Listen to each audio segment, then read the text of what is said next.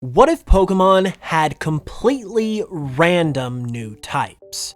The type of a Pokemon determines a lot about its overall design and appearance. So what if some Pokemon that we know and love had completely different types to what they do now? Well, in this video, that is exactly what we're going to be looking at, as we give completely random new types to a few Pokemon in particular and see what they would look like.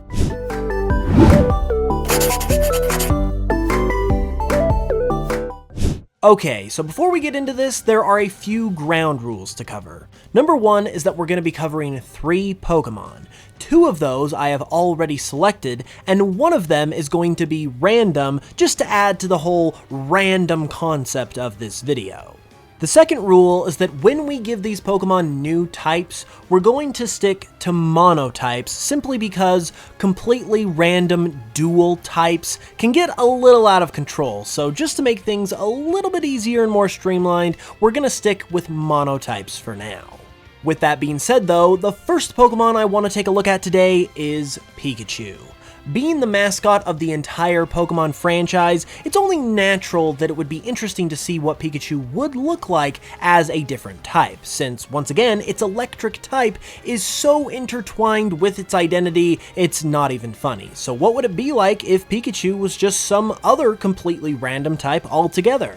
Well, I took to this random Pokemon type generator to find out, and the type that I ended up getting was Fairy. Now, the prospect of a fairy-type Pikachu is actually pretty exciting. You get a lot of really cute and cuddly Pokemon in the fairy type, and Pikachu is already cute and cuddly, so combining those two together just sounds like it would make something extra cute and cuddly. And when it came time to actually bring this idea to life, I ended up with this design, which I feel like very much went with the whole extra cute and cuddly idea. Now I gotta give a shout out to the person who actually drew the artwork for my designs in this video. DarknWindie has created the artwork that you are seeing in this video for these different typed Pokemon, and he does great work, so be sure to check him out with the links in the description. With that being said though, when it came to our fairy type Pikachu, it was more than just making Pikachu pink and extra cute and cuddly. We actually wanted to do something specific with it to really make it deserving of that fairy type, and there's something that came to my mind almost immediately when we ended up having to give this type to Pikachu. And that is the fact that it's been stated in interviews that Pikachu, before it ended up with its design that we know and love today, was actually based on a Daifuku, which is a type of Japanese pastry. It ultimately ended up becoming more of a mouse Pokemon, but I thought it would be interesting, since fairy-type Pokemon are often associated with food, if we made a version of Pikachu that was a little more in tune and paid homage to its original Daifuku origins. And that is essentially exactly what this fairy-type Pikachu does, albeit in a subtle way. Instead of making it literally a Daifuku, I wanted this to be more of an homage or a reference as opposed to just remaking that original beta design.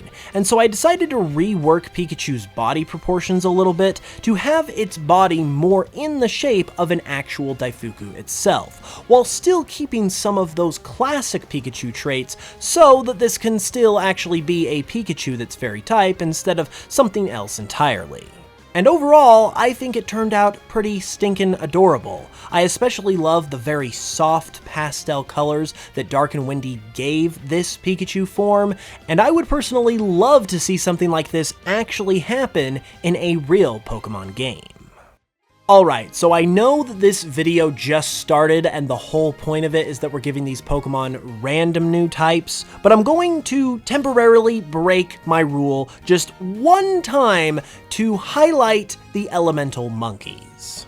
The Elemental Monkeys are a set of Pokemon I immediately knew I wanted to cover in this video simply because each one of them is a different type, so it would be cool to see another Elemental Monkey of a different type. And that is kind of where the exception to the rule comes in, because we're not necessarily going to be giving one of the Elemental Monkeys a new random type, we're instead just gonna create another Elemental Monkey with a different type, since that's kind of the same thing anyway. The other part of the exception with this entry, though, is that when I went to do the random generator for the elemental monkey, I got the bug type. And personally, I don't know how many people want to see a bug type elemental monkey, so I decided to go with an alternate choice that I thought actually made a lot of sense for these Pokemon, and that is the dark type. I promise I won't do that again, but it is going to be worth it because personally I believe that the potential of a dark type elemental monkey is absolutely massive. And that is not only because this is what it could look like, but it's also because of the absolutely beautiful inspiration that goes along with it. You see, it's not just slapping the dark type on an elemental monkey and calling it a day. It actually has an inspiration to it that, in my opinion, makes it even cooler. You see, the elemental monkeys are based on the famous phrase, "See no evil, hear no evil, speak no evil," which is represented by a trio of monkeys. So if the entire trio is based on this saying, it only makes sense that if there were to be any more elemental monkeys, that they would somehow have to tie into this phrase as well. And that is where the dark type comes in, because I think it would be amazing to have a fourth elemental monkey that is based on the evil that these monkeys are supposed to not speak, hear, or see, as the phrase says. This also works really well too, because as the potential fourth member of the elemental monkeys, a dark type elemental monkey as the potential fourth member of this group of Pokemon also works perfectly as well, because the number 4 in Japan is commonly associated with death, which naturally goes along pretty well with the dark type too. So even though I had to break my own rule to make this one happen, hopefully you guys can see why I did, because this was a really cool concept that I just did not want to miss the chance to explore, because I felt like it just fit together so perfectly, and hopefully you guys think that as well.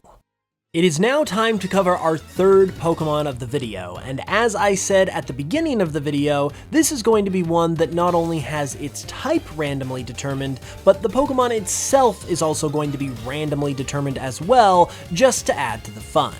I went ahead and pulled up this random Pokemon generator that includes all of the Pokemon that are available up to this point, and I ended up getting Nottu, which is going to be pretty interesting, especially because when I ran through the random type generator, I ended up getting the water type. So we're going to be making a water type Nottu. And for a water type Nottu, this is what we ultimately ended up with. This one was actually a pretty easy one to envision and design, because due to Nottu's round circular body type, I basically knew from the beginning that I wanted to translate that into a water drop type shape for the water type form, and that ultimately ended up translating pretty naturally, and I feel like with a Pokemon like Nottu that is already smaller and simpler, that is really all we needed to do to make this a bona fide water type Pokemon, and the wave-like patterns that DarknWindie added on its wings as well were also a really nice additional touch. It's honestly crazy that something so simple and seemingly small as a Pokemon's type can open up so many different doors and possibilities in terms of cool designs that could be created. But now, I want to know what you guys think about all this. What do you think about these designs, and did you enjoy the video? Be sure to let me know in the comments below, leave a like if you did enjoy it, and if this video does well enough, I would love to do more videos like it, so be sure to let me know if that's something you'd like to see. Be sure to subscribe if you're new as well, and with that said, I'll be back with another new video very soon. Until then, as always, thank you guys so much for watching this one. I really appreciate it. And until then, as always, I will smell you guys later.